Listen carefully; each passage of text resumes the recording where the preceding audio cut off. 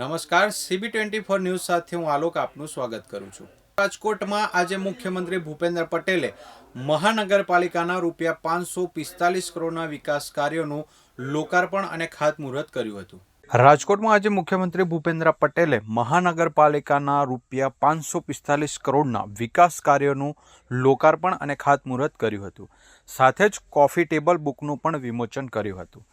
તે પહેલા રાજકોટની ડોક્ટર શ્યામાપ્રસાદ મુખર્જી આર્ટ ગેલેરીમાં મુખ્યમંત્રીના હસ્તે રાઇઝિંગ ઓફ રાજકોટ ચિત્ર પ્રદર્શનનું લોકાર્પણ કરાયું હતું, જે રાજકોટ અને કાઠિયાવાડની ઓળખ સમાન છકડો રાખવામાં આવ્યો હતો।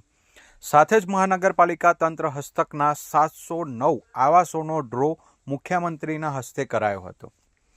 રાઇઝિંગ ઓફ રાજકોટ ચિત્ર પ્રદર્શનમાં રાજકોટની છેલ્લા 20 વર્ષની શહેરી વિકાસની સફરને રજૂ કરવામાં આવી છે, જેમાં રાજકોટ શહેરના ભવ્ય ભૂતકાળને યાદ કરાવતા અલભ્ય ચિત્રો તેમજ 2005થી 2025 સુધીના રાજકોટમાં થયેલા જુદા જુદા વિકાસ કામો ઉપરાંત આગામી સમયમાં રાજકોટમાં ક્યાં ક્યાં વિકાસ કામો થશે તેના ચિત્રો અને પ્રતિકૃતિઓ જોવા મળશે। માન્ય નરેન્દ્રભાઈ ઉપર રોજ બરોજ ભરોસો વધારતા ગયા અને એમના પર વિશ્વાસ વ્યક્ત કરતા ગયા કે આ એક એવું નેતૃત્વ છે કે જે દરેકે દરેક રાજ્યને સાથે રાખી અને એક ભારત શ્રેષ્ઠ ભારત અને વિકસિત ભારત જે બનાવવાનો સંકલ્પ છે એ પૂરો કરાવી શકે અને વિકસિત ભારત માટે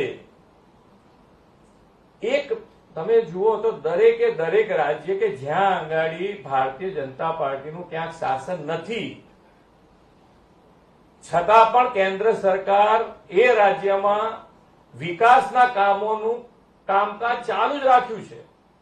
ઘણા વિકાસના મોટા મોટા પ્રોજેક્ટ કે જ્યાં આંગાડી ભારતીય જનતા પાર્ટીનું શાસન નથી ત્યાં પણ માન્ય નરેન્દ્રભાઈએ કર્યા છે।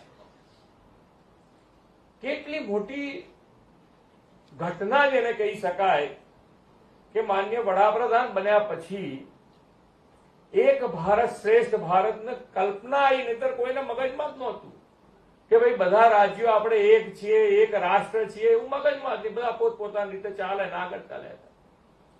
આજે હવે બધાને એમ થાય છે કે ના ભાઈ આપણે બધા એક છીએ, આપણી સંસ્કૃતિ અને એક રાખી શક્યા એનું કારણ શું છે તો કે એમના મગજમાં પણ વસુદેવ કુટુંબકમની ભાવના છે।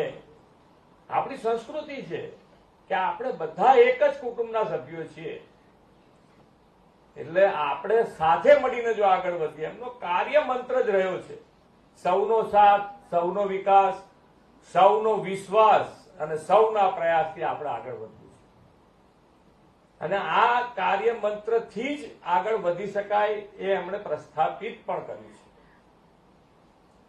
નહીતર બિહારનું રાજકારણ આપણે બધાને મગજમાં હોય કે બિહાર એટલે ગજબ રાજકીય સૂઝવાળું, એટલે ત્યાં આંગાડી જો આટલો બધો વિશ્વાસ આવી ગયો તો આખા દેશને કોઈ પ્રોબ્લેમ નહીં થાય।